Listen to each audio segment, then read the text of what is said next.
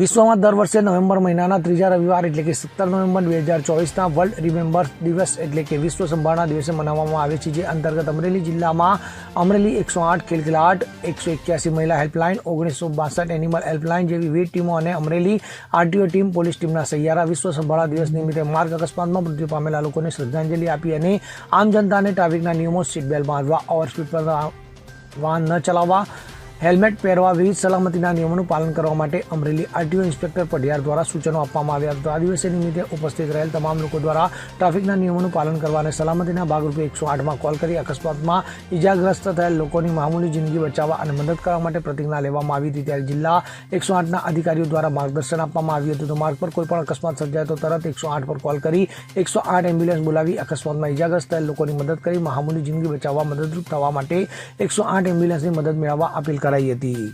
Bureau report CN24 news. હવે જુઓ દેશ દુનિયાની તમામ ખબરો તમારી આંગળીના ટેરવે. ઉઠાવો મોબાઈલ અને Google Play Store પરથી ડાઉનલોડ કરો અમારી CN24 ન્યૂઝ મોબાઈલ એપ.